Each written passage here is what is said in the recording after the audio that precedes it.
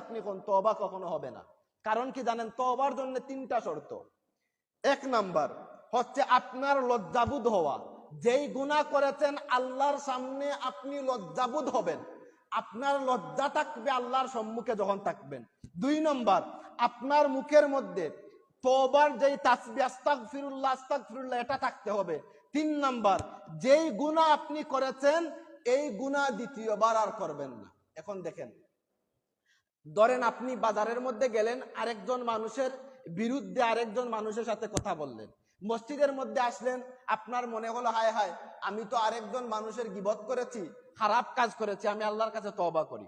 আপনি বললেন আস্তাগফিরুল্লাহ আস্তাগফিরুল্লাহ, আর আপনার মনের মধ্যে থাকলো যে মসজিদটা কি বাহির হয়ে আবার আমি আরেকজন মানুষের গীবত করব। এরকম যদি হয় এই তওবা সারা জীবন করলেও কাজ হবে না।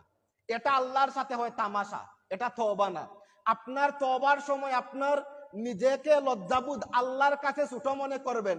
2 নম্বর আস্তাগফিরুল্লাহ শব্দ মুখ দিয়ে উচ্চারণ করবেন। আর 3 নম্বর যে গুনাহ করেছেন এই গুনাহ আর আপনি কখনো করবেন না, আল্লাহর সামনে ইরাদা করবেন। এইভাবে যদি তওবা করেন, আল্লাহ বলছেন বান্দা খালিস তওবা করতে দেরি হয় আমি বান্দার পাহাড় পরিমাণ গুনাহকেও ক্ষমা